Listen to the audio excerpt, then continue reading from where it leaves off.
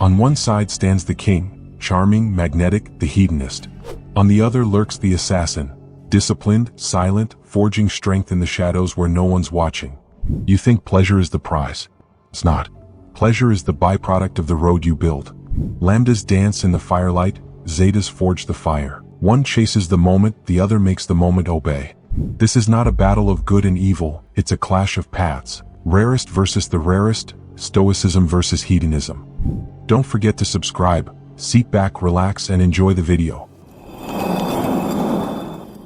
Pleasure's throne, the blade's edge. Ever feel the pull?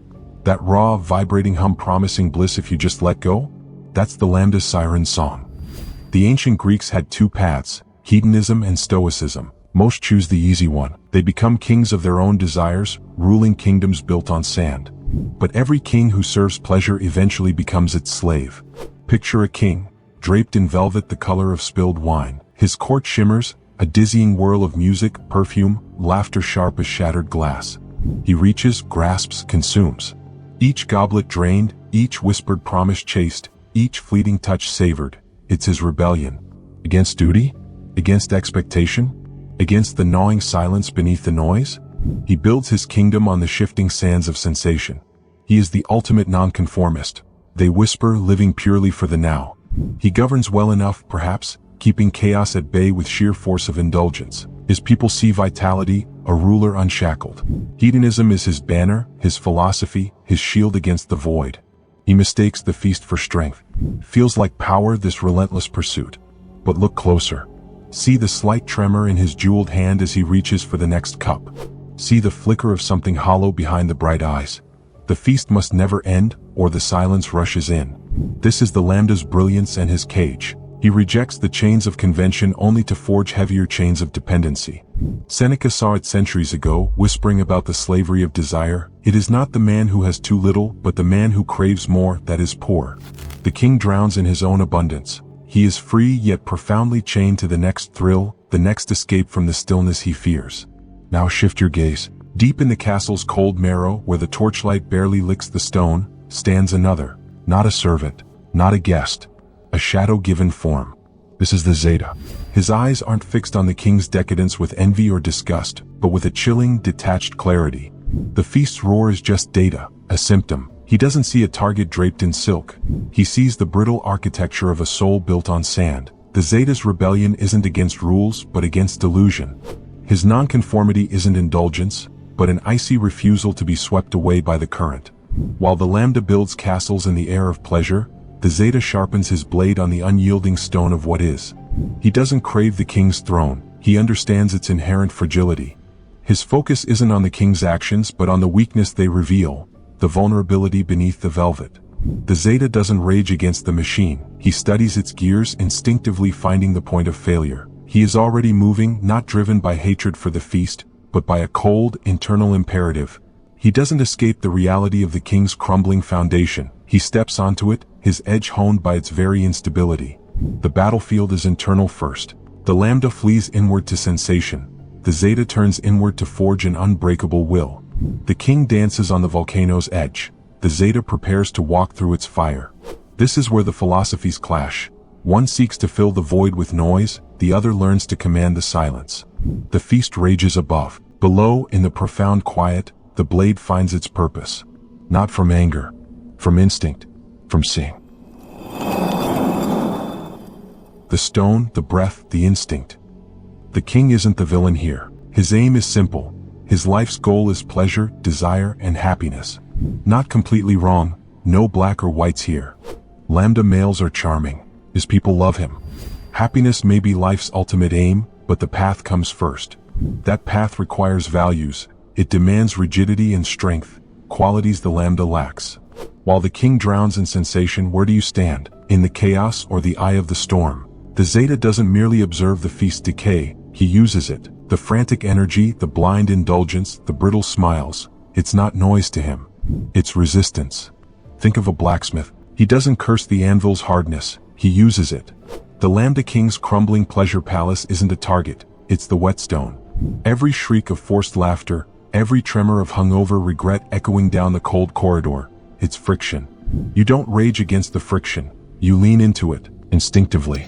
It sharpens your focus, hones your perception down to a diamond edge. Marcus Aurelius, the emperor philosopher, knew this cold truth. The impediment to action advances action. What stands in the way becomes the way. The king's weakness isn't his downfall, it's your training ground. Forget motivation. Forget the need for applause or rage to fuel you. The Zeta operates from a deeper current. It's not about choosing to act. It's the primal hum of compulsion. Like a predator senses movement in the tall grass. Like a river carves stone. You don't decide to see the fault line in the king's facade. You simply see it. You don't plan the next move. The move unfolds from the unflinching perception of reality. Hedonism flees inward, seeking refuge in the next hit. Stoicism turns inward to find an unshakable citadel. It's the difference between building on sand and carving into bedrock. Inside that silence you cultivate, the silence the Lambda king fears above all else, lies not emptiness but terrifying potential. It's the forge where will is tempered. Seneca warned of the external chase. True happiness is to enjoy the present without anxious dependence upon the future. But the Zeta takes it deeper. True power is to command the present, rooted in an unbreakable internal future you forge moment by moment. So feel the vibration of the feast above. Let it wash over you not as distraction but as data. The king's calculating eyes, scanning for the next thrill? See the exhaustion beneath, his confident grasp on the goblet? Note the subtle, desperate clench. You don't just see the man, you see the architecture of his collapse. And in that seeing, the path reveals itself. Not as a grand strategy but as the next inevitable step. You move, unthinking, unhesitating. The cold stone beneath your feet, the controlled rhythm of your breath. These are your anchors. The king's world is fire and noise. Yours is stone and breath. His rebellion is consumption. Yours is creation, the creation of an unassailable self, built not on fleeting pleasure, but on the relentless, instinctive mastery of reality. The blade isn't drawn in anger. It's simply an extension of the will honed on the king's own crumbling foundation. The feast rages. You become the stillness within it, the edge within the chaos. The true rebellion begins not with a shout, but with the terrifying clarity of a single, focused breath in the dark. This is your instinct. This is your edge, cold, sharp, alive. The Lambda king burns bright and fast. You learn to burn cold, and fire fears the cold that endures. You, the road maker. Do you think pleasure finds you, or do you build the road that leads to it? You know the king, you have tasted his music, you feel the pull to feast. Charm opens doors, but charm will not carry weight when storms come. Lambda wins parties, not campaigns. He moves light, he moves easy, he lacks the backbone that true paths demand. Values are not pretty slogans, they are load-bearing beams. They give direction, they force trade-offs. Studies on self-determination by Deci and Ryan 2000 show that clear values and autonomous purpose anchor long-term well-being. Joy untethered by principles unravels. Epicurus teaches control where it matters. Do not let appetite draft your map. The assassin here is an engineer of consequence. He removes what collapses the structure. The king is not evil, he is incomplete. His kingdom needs a road, not just songs. For Zetas, rigidity isn't restriction, it's freedom. When your values are fixed, your choices become clear. The crack in the gilded mirror. What happens when you stop needing anyone's approval? Most men never find out. They're too busy performing, seeking validation, playing roles others wrote for them. They mistake being liked for being respected. Zetas cut the leash instinctively. They don't reject people, they reject the need for people. There's a difference. One makes you cold, the other makes you free. You see the king charm the room, a force of nature. But have you seen him alone when the last guest stumbles out? The king's laughter echoes in the sudden silence, a hollow sound against stone walls. His radiant smile fades, leaving only the faint tremor of exhaustion. This is the cost of the path built on shifting sands. His life's goal, pleasure, desire, happiness, an illusion that demands constant fuel. Like a fire fed only on kindling, it blazes bright but dies fast, needing endless replenishment. The charm is real, yes, a potent weapon, but it's also his cage. He must perform. He must seek the next thrill, the next validation. Because the silence, the stillness he avoids, reveals the terrifying truth. The foundation isn't there. Seneca saw the exhaustion. It is not that we have a short time to live, but that we waste a lot of it. The Lambda king wastes his vital energy chasing the feeling of strength, never building the reservoir of the real thing. Contrast this with your own pulse. While the king burns frantic energy radiating charm to mask an inner void, you conserve yours. Not through laziness but through ruthless efficiency. Your energy isn't spent performing or fleeing discomfort, it's channeled, instinctively. Like a deep underground spring, it flows with purpose, feeding an inner citadel the king can't comprehend. He mistakes rigidity for imprisonment. You know it as focused power. The discipline to not react to every provocation, the strength to endure the quiet without filling it with noise. This is your unshakable core. It's not charm, it's substance. Marcus Aurelius called it the inner fortress. You have power over your mind, not outside events. Realize this and you will find strength. The Lambda King's strength depends entirely on outside events. The next feast, the next admirer. Yours is generated within, independent, inexhaustible. See the inevitable crack. The king, charming the lords and ladies, feels a sudden, sharp pain behind his eyes. A flicker of genuine fatigue he can't charm away. A moment of raw vulnerability beneath the practiced smile. This isn't weakness, it's physics. A structure built without deep pilings will sag. His values, tied to fleeting desire, offer no support when the weight of maintaining the facade presses down. He lacks the rigidity, the internal steel to bear the burden of path. His charm falters for a heartbeat. A perceptive courtier might see the shadow cross his face. This is the moment instinct sharpens. You don't move yet, you observe. The crack isn't your creation, it's the inevitable result of his foundation. Your strength isn't in exploiting it, but in the unwavering calm that lets you see it clearly while others are still dazzled by the fading light. The king grapples with a sudden, unfamiliar dread, the dread of his own unsustainable rhythm. You stand rooted, breath steady, mind clear. The path demands values he traded for pleasure, strength he sacrificed for ease. His gilded cage rattles, your forged core holds. The battle isn't against him, it's against the illusion he represents. And illusions always crack, your reality endures. Watch the facade strain. Your stillness is the counterpoint. Your strength, the unspoken verdict. The sculptor of habit.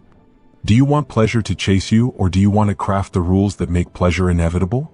Ritual is a slow, honest violence against chaos. It carves a groove in the day so desire has somewhere to land. Aristotle argued that excellence is not an act but a habit, discipline repeated until it becomes character. Lally et al. 2010 found habit formation is gradual, messy, often taking months, not magic. Charm without ritual is theater, not architecture. The Lambda throws glitter, the road maker lays stones. One wins a night, the other wins a life. Habits are not punishment, they are tools. They automate integrity so you waste less will on small fights and keep your steel for real wars. You who move by intent, treat practice like a contract with future pleasure. You choose small, boring things and keep them like vows. They, the king, confuse appetite for rule and call it freedom. That confusion eats kingdoms from the inside. 4 Zetas, instinct meets method. They sharpen habit into weaponry, they do not flatter chance.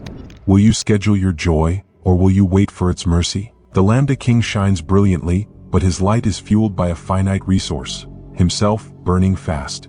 You burn cold, enduring, unbroken. The mask slips for him. For you, there was never a mask to begin with, just the unflinching reality of a core built to last. The feast continues, but the music has changed. He hears the discord. You hear the truth. The keeper of meaning. You sense that joy without weight is a mirror that cracks under sunlight. You know the king loves light. He gathers it, he spends it, he smiles beneath it. Pleasure without purpose becomes noise, not signal. For Zetas, meaning is carpenter work. They cut, they join, they fit. You do not chase highs for their own sake, you stack experiences into a structure that holds. Csikszentmihalyi found in 1990 that flow happens when skill meets challenge. This is not luck, this is alignment. When you sharpen skill, the pleasurable moments stop being accidents, they become byproducts of mastery.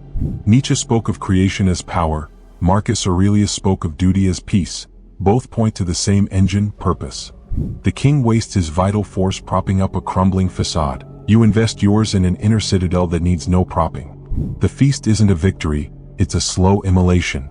The king isn't evil, he's trapped by the very philosophy he thought would liberate him. His pursuit of happiness, devoid of the necessary structural integrity, the values, rigidity, strength, consumes him from the inside. The charm becomes a death rattle. The pleasure ash on his tongue. He burns out, you stand. Not in triumph, but in stark witness. The frantic energy washes over you, finding no purchase. Your stillness isn't passive, it's the active presence of something forged to last. The Lambda King's fire rages, brilliant and doomed. Your cold endurance isn't the absence of life, it's life concentrated, hardened, radiating a different kind of heat, the heat of bedrock deep beneath a dying bonfire. His path demanded a foundation he neglected. Yours demanded it and you built it, stone by stone, breath by breath. The feast turns to ash, the edge remains, sharp, unbroken, instinctively ready. This is the difference between chasing light and becoming the unyielding dark that holds its shape long after the fire dies. The philosopher's blade. What separates a warrior from a killer? The warrior kills for purpose. The killer kills for pleasure. The difference lies in the philosophy behind the blade. Most men avoid thinking deeply. They let others do their thinking for them, the media, their friends, their culture. They outsource their mind and wonder why they feel empty. The king thinks in tactics, how to win today, how to get what he wants now. He's smart, he's strategic, but he's playing a short game. His philosophy is simple: maximize pleasure, minimize pain. Zetas think in principles. They don't just ask, what works? They ask, what's true? They dig deeper than tactics, deeper than strategy, into the bedrock of reality itself. Zeno of Citium founded Stoicism on this idea. Virtue is the only true good. Not because it feels good, but because it works across time, across cultures, across every possible scenario. Universal principles trump temporary tactics. Studies by Schwartz in 2004 on the paradox of choice showed something crucial. Too many options create paralysis. But men with clear philosophical frameworks make decisions faster and feel more satisfied with the outcomes. The king changes his mind with his mood. The assassin builds his mind like a fortress. For Zetas, philosophy isn't academic, it's practical. It's the weapon they carry everywhere, the tool that cuts through confusion, the compass that points true north when everything else spins. Zetas instinctively understand this. A man without philosophy is a ship without an anchor. The economics of attention. Where you place your attention determines where you place your life. Most men scatter their focus like seeds in a hurricane. Social media, gossip, news cycles, drama. They consume everything and create nothing.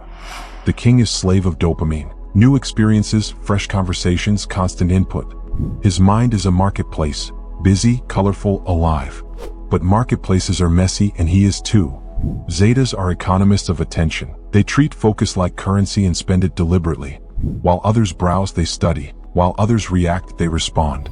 Cal Newport's research in 2016 on deep work revealed a truth most ignore. The ability to focus without distraction on cognitively demanding tasks is becoming rare, and rare skills become valuable skills.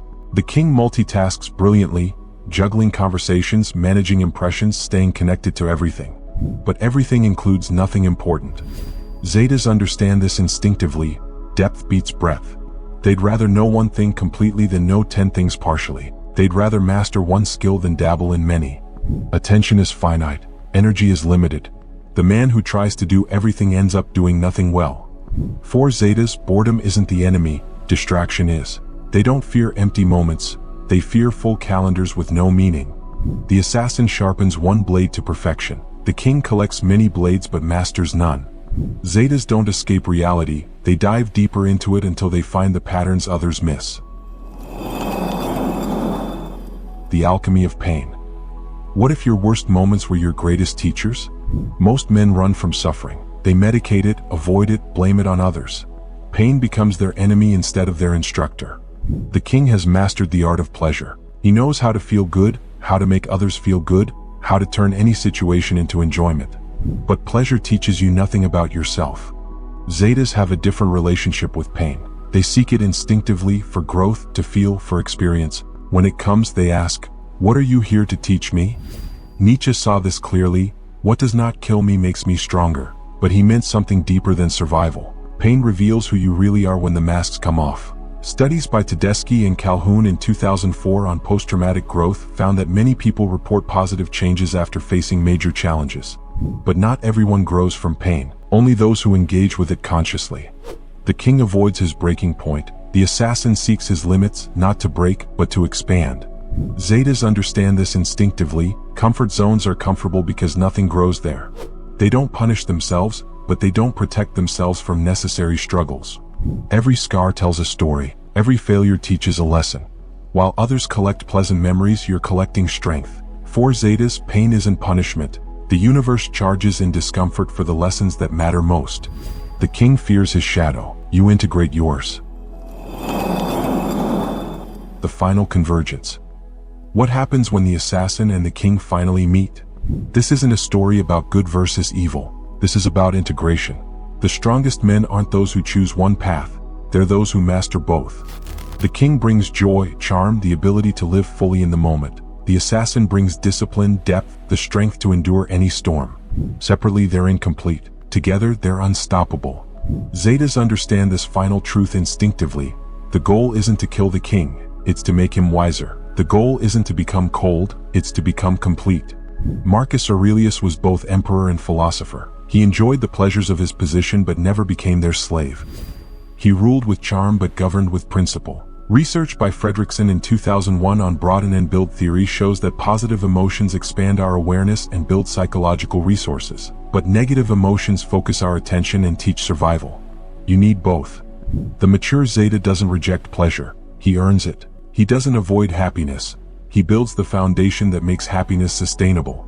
Now they become the Sigma, the integrated silent warrior king. This is where most men fail. They think they have to choose. Be serious or be fun. Be disciplined or be free. But integration means being both at the right time for the right reasons. Zetas don't escape the game, they master it. They don't reject the world, they transform it. The assassin learns to laugh, the king learns to endure, and you learn that strength without joy is empty, just as joy without strength is fragile. The story ends where it began, with choice. But now you choose with wisdom. Thanks for watching.